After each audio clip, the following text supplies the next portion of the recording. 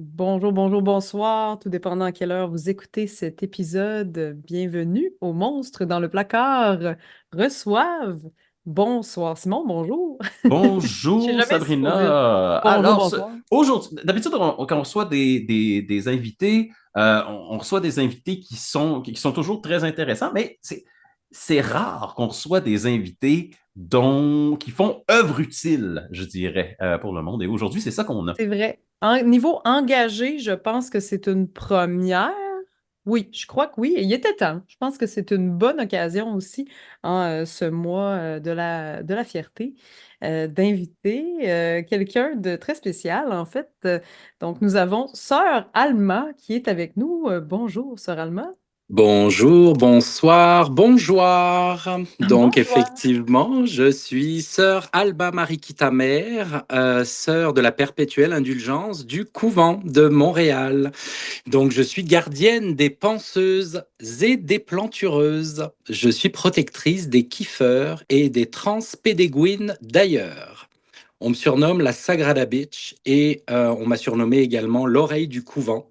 Et je suis accessoirement aussi la cyberpouf pour les réseaux sociaux de notre couvent. Donc je suis bien content ce soir de participer à cette émission avec vous pour ce podcast. Ben, merci beaucoup, Sœur Alma. Wow, je pense que c'est de loin la description la plus badass qu'on a jamais eue du Le titre le titre. plus étoffé. Et oui, et là, je pense qu'il faut vulgariser peut-être les choses et faciliter, étant donné que c'est probablement la première fois que vous entendez, peut-être les auditeurs, auditrices n'ont jamais entendu parler de cet ordre officiel, donc cette organisation des droits de l'homme qui est les Sœurs de la perpétuelle indulgence. Mais qu'est-ce donc que ceci? Qu'est-ce que c'est que ça? Alors, les sœurs de la perpétuelle indulgence, on se considère comme un ordre pauvre, dérisoire et agnostique, en fait, de folle radicale, d'envergure internationale. Donc, vous voyez, tout un programme. On est né en 1979 à San Francisco. Tout a commencé, en fait, sur une grande blague. C'était quatre copains gays, en fait, qui s'ennuyaient un peu dans le quartier du Castro, à San Francisco. Et ils ont décidé un soir de descendre dans les bars habillés en nonnes. Pourquoi en nonne? Parce que un des copains en fait avait joué la Mélodie du Bonheur au théâtre et il avait en fait dans sa valise, dans sa voiture, gardé les habits du couvent des nonnes du quartier en fait de Castro qui lui avait prêté pour sa pièce de théâtre. En fait, il n'avait pas rendu les habits, donc il a habillé ses copains et ils sont tous descendus dans le Castro avec des mitraillettes à eau pour aller déconner. En fait, ils sont allés faire les cons dans le quartier.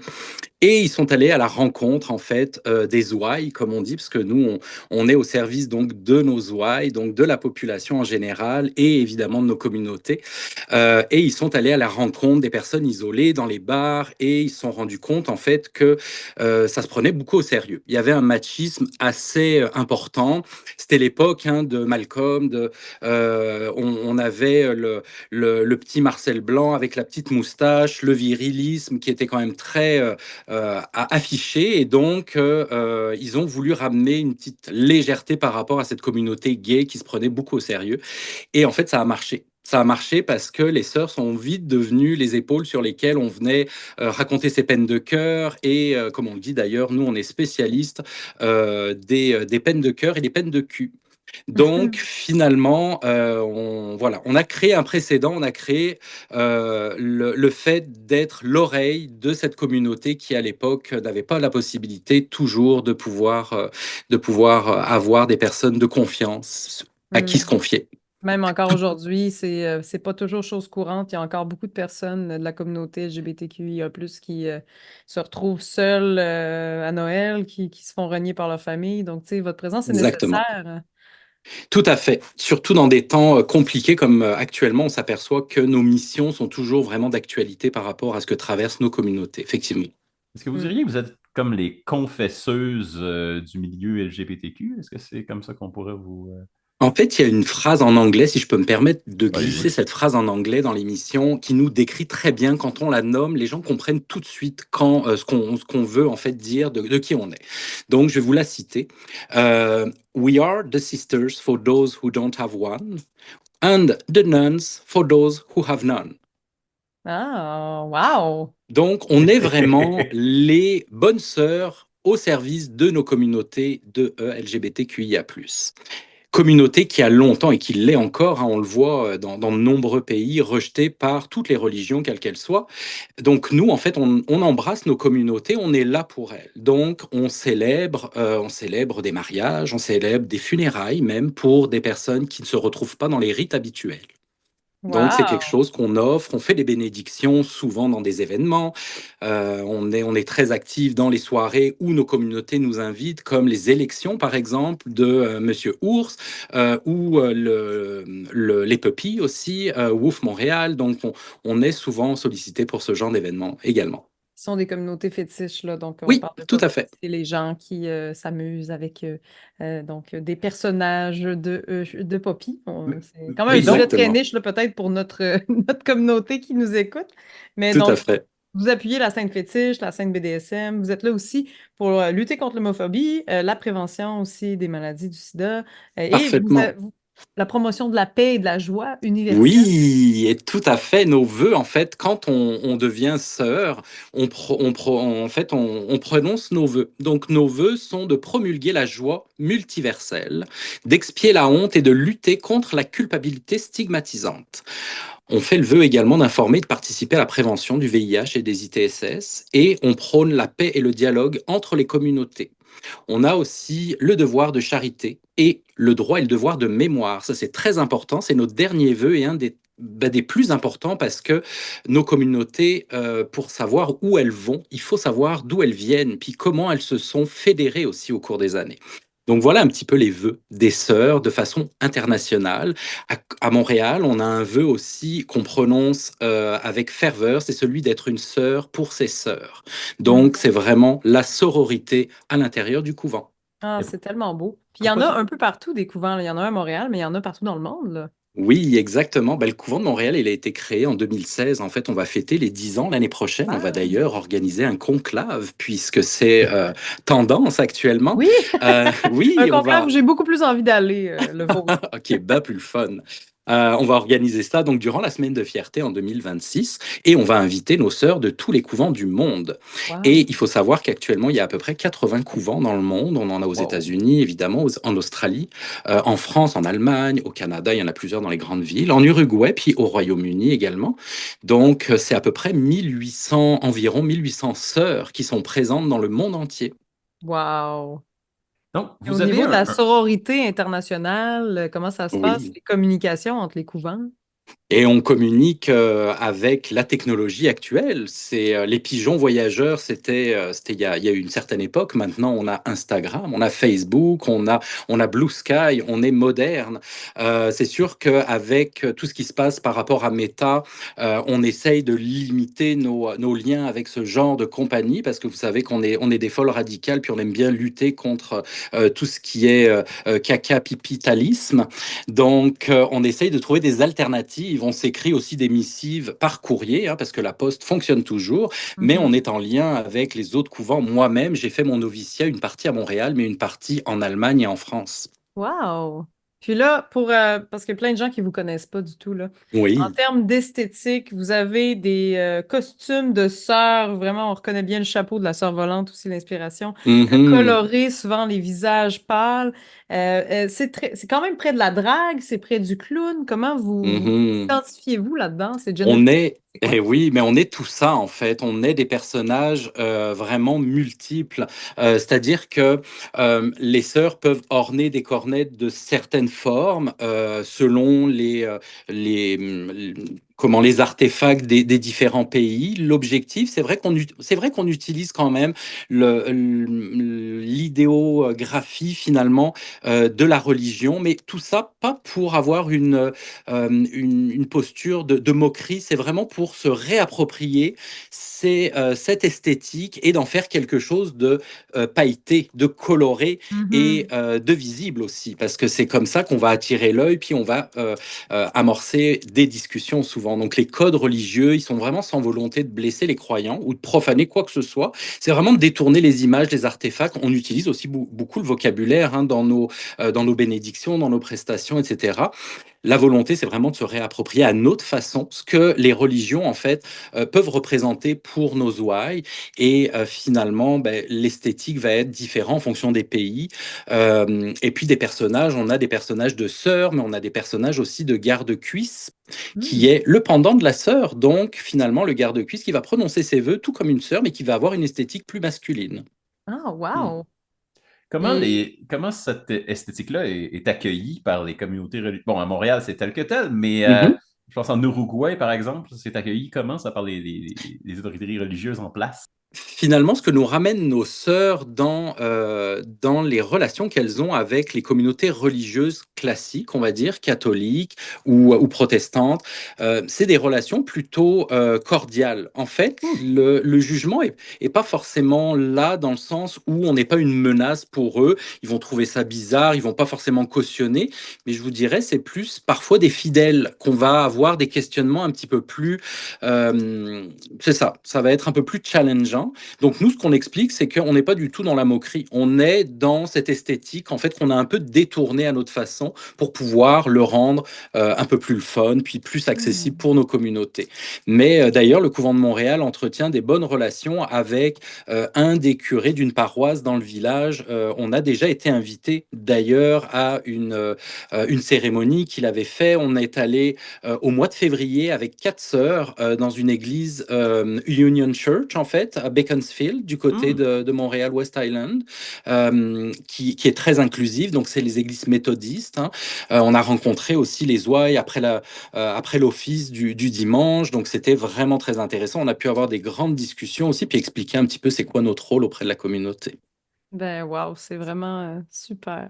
Simon, il découvre ça là, ce soir, Non, là. vraiment, quand c'est Sabrina qui m'est arrivée avec l'idée de vous inviter à l'émission, puis j'ai dit, mais pourquoi j'ai jamais su que ça existait? Mais c'est incroyable. Et vous n'êtes pas seulement un organisme, c'est pas seulement un organisme local ou même un organisme international, vous êtes un organisme reconnu officiellement. Mhm.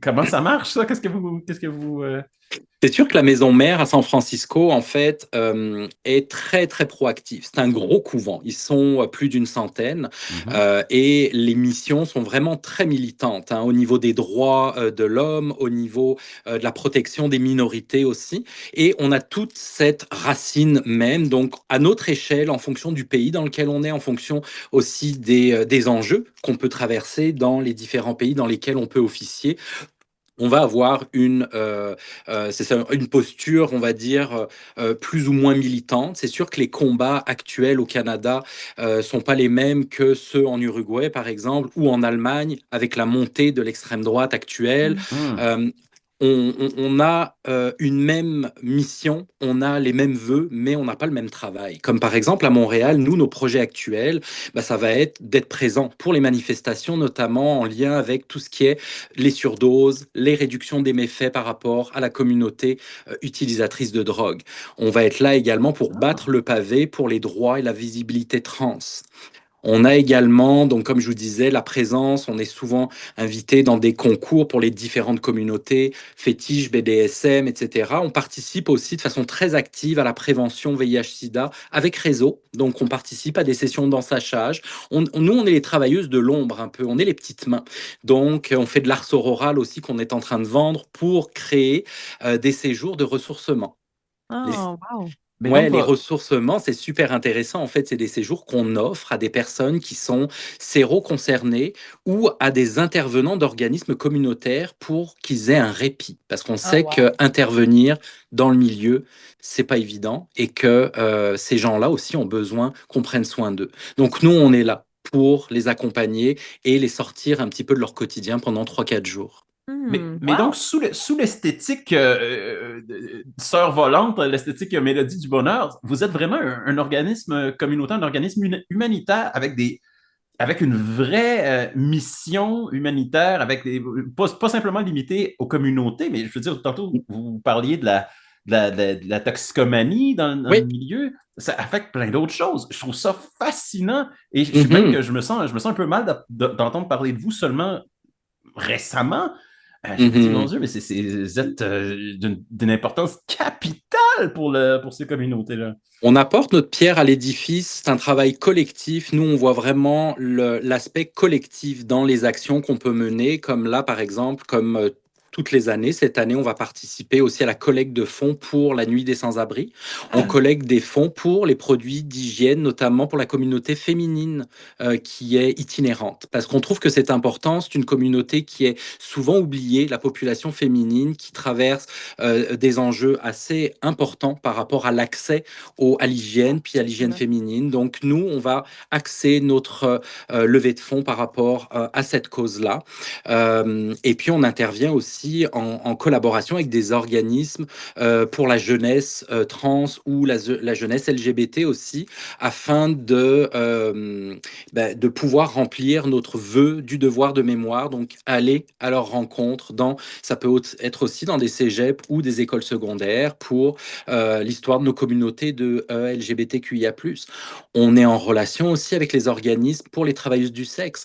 Nous, en fait, vraiment nos missions, c'est d'aller au plus près des personnes qui sont marginalisées et qui ont besoin d'informations et de soutien. Ben, c'est une magnifique cause, des magnifiques causes, et votre Oui, travail est essentiel. Moi, j'ai trouvé que vous étiez discret quand même sur les médias sociaux. J'ai fait beaucoup de recherches pour trouver un filon qui m'a permis d'inviter l'une de vous. Euh, c'est les gens qui cherchent à peut-être prendre contact avec vous. Est-ce que il y a une façon plus pertinente de faire? Certainement. Ben oui, on a un site web qui d'ailleurs est en révision. Là, comme je vous disais, je suis la cyberpouf, donc je m'occupe de cet aspect-là. On a un Instagram aussi, on a Facebook aussi qui est actif. Donc vous pouvez communiquer avec nous par courriel. Ça va nous faire plaisir d'accueillir vos questions quand on est en action. Vraiment sur le terrain, on distribue souvent nos cartes avec un code QR, c'est un Linktree en fait, où vous avez Ouais. toutes nos informations. Et puis, si vous nous croisez dans la rue, on est souvent dans le quartier du village pour nos actions. Faut pas hésiter à vous arrêter. On a toujours le goût d'une petite jazette avec vous. Ça va nous faire un énorme plaisir. Puis tout le monde vient à notre rencontre en disant waouh, vous êtes magnifique. Mais non, c'est vous qui êtes magnifique. Nous, on est Ah, juste votre reflet. c'est je- beau! Wow! OK. Bon, c'est le temps de. Mon cœur queer est rempli de bonheur juste de vous recevoir, Sœur Alma. Puis Ah, ça me vous fait êtes très plaisir. articulée et inspirante, je trouve. C'est très beau de vous entendre. Mais là, Ah, ça me fait là, on va plaisir. rentrer dans Oui. le grave du sujet, par contre. Mhm, Euh, le podcast s'appelle Les monstres dans le placard et c'est parce mhm. que on parle de monstres. Ouais. Et Sabrina et moi, ça fait déjà bientôt 5 ans qu'on mène cette barque et euh, bien souvent, dans nos recherches, dans les différents sujets qu'on a couverts, on s'est bien rendu compte que les monstres, dans le fond, c'est les marginalisés. C'est les gens qui ont été exclus, qui sont exclus pour des différences ou qui sont exclus parce que la société n'a pas de place pour eux. Mhm. Euh, avec, avec votre rôle, là, je vous vois parce que vous êtes une sœur. Euh, Oui, c'est ça. Faut de- vous voyez. avec votre rôle Trop d'honneur. auprès de la, auprès de la société, et vous avez eu l'occasion sans doute de côtoyer beaucoup ce Mm, genre de peur-là de mm. l'autre. Je dis parce que en plus, vous êtes visible avec Très votre visible. accoutrement, vous êtes très, très visible. Exact. Et donc, je me dis, mais comment vous avez vécu ça, cette peur-là? Même à Montréal, je suis sûr que vous l'avez vécu beaucoup. Oui, bien sûr. Puis nous, on en rit, quoi. Quand on se promène en plein milieu du mois de juin, par exemple, dans la rue avec quelques sœurs, on est tout empailleté, on est vraiment fabuleuse.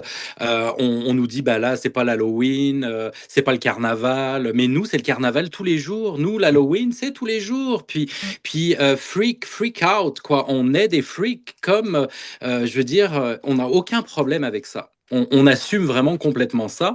Maintenant, tu nous aimes, tant mieux. Tu nous aimes pas, ben viens, on va discuter, apprends à nous connaître. Mhm. Donc, mais pourquoi, bon, question existentielle s'il en est, pourquoi, pourquoi les communautés, si je veux parler de votre domaine d'expertise, les communautés LGBTQIA+, Mhm. Euh, Pourquoi cette crainte-là persiste, vous pensez? Pourquoi ça persiste malgré tout ça?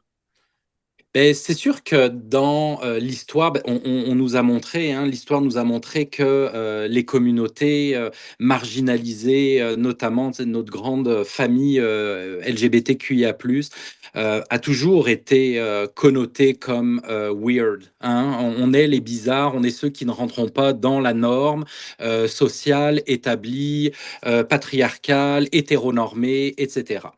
Donc, nous, en fait, on a embrassé cette différence et pour justement que ces personnes-là puissent trouver un safe space auprès de nous, donc des sœurs, on met tout en place pour qu'on soit encore plus weird que nos ouailles.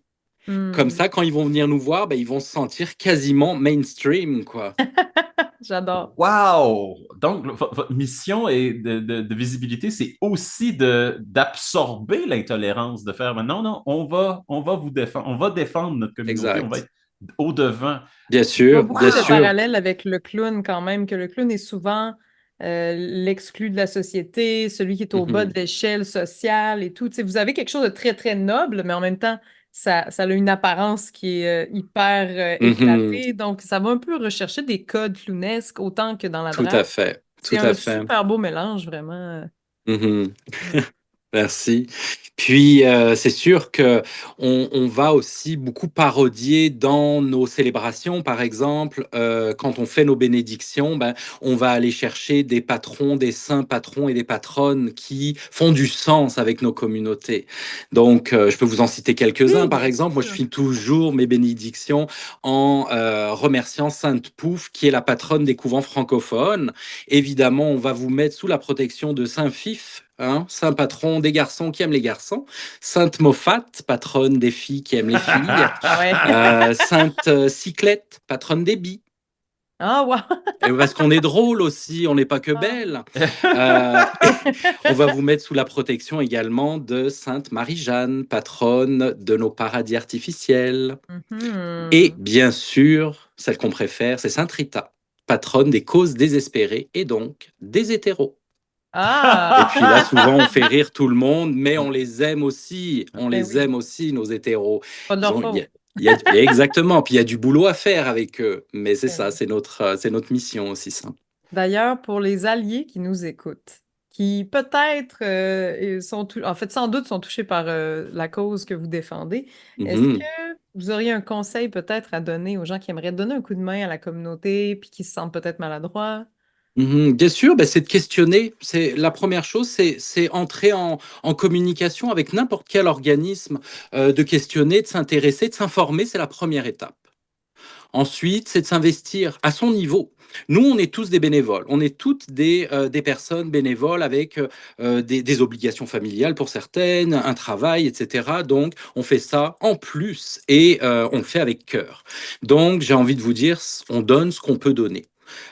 Comme disait une grande sœur émérite, c'est la volonté qui fait la sœur. Donc, ça va être vraiment de pouvoir donner ce qu'on peut avec cœur et de se respecter aussi. Parce Hmm. que on donne, oui, mais on absorbe beaucoup. Hein, on absorbe beaucoup de négatifs. On absorbe parfois aussi, on est l'épaule sur laquelle on va venir pleurer parce que ça a été un diagnostic de VIH récent, parce que la meilleure amie s'est suicidée. Donc, on a tout plein de cas de figure. Donc, ça, on l'absorbe, nous, et puis on va être là pour rassurer la personne. Je, Ça m'amène à une question avec laquelle je jongle depuis tout à l'heure, Oui. euh, qui vous concerne directement, sœur Alma. Mhm. Euh, Comment avez-vous ressenti l'appel? Ah, Qu'est-ce qui vous a Comment on amené devient vers les sœur sœurs? le catholique? coup de pelle, nous on appelle ça le coup de pelle, hein, c'est ça, c'est l'appel.